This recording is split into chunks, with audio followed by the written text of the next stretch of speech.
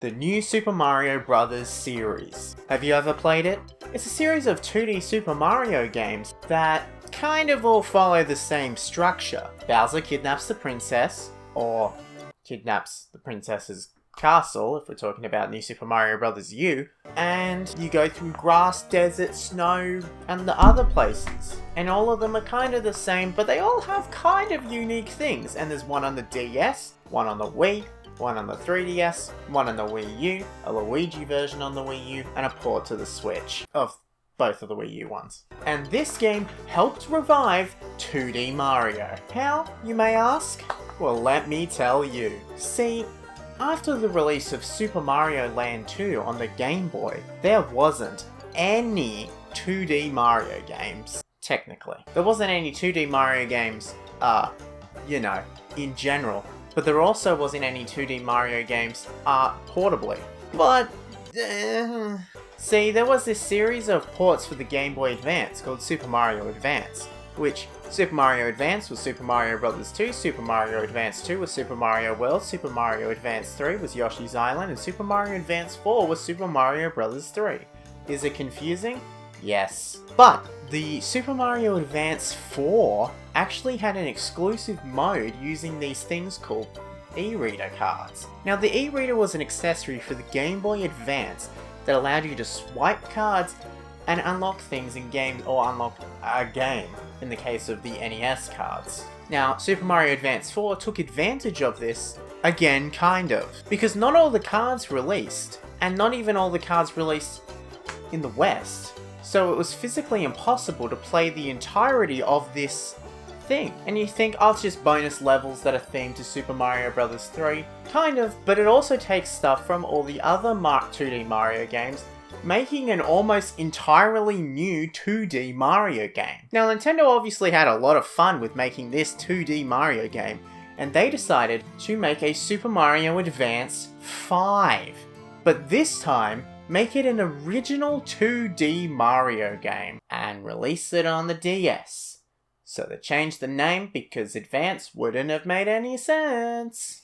This game, Super Mario Advance 5, eventually became the game we all know today as New Super Mario Bros. New Super Mario Bros. Of course stars Mario saving Peach. You can also play as Luigi if you press L and R when you go to play on your save file. Fun fact, there's a Mario vs Luigi mode that if you have 2DS's, and I can't remember if the second person needs the game or not, but regardless, you can have, it's like a little battle mini game between Mario and Luigi. There's a fan PC port of Mario vs Luigi as well, and it's quite fun if you can find players, which you can't in Australia.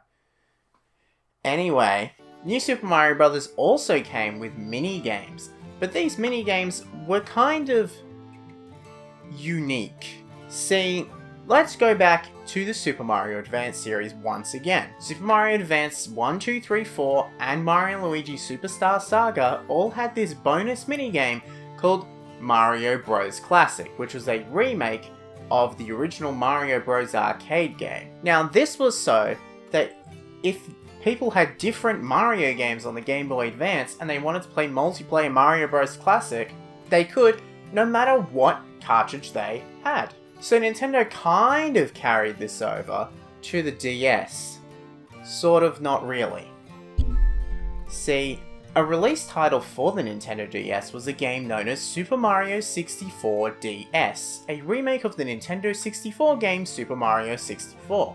This game, along with adding Luigi, Yoshi and Wario as main playable characters, also added mini-games that had to be unlocked, all themed around Super Mario 64. New Super Mario Bros. Also has these mini-games for some reason. Now, I don't think any of them are multiplayer.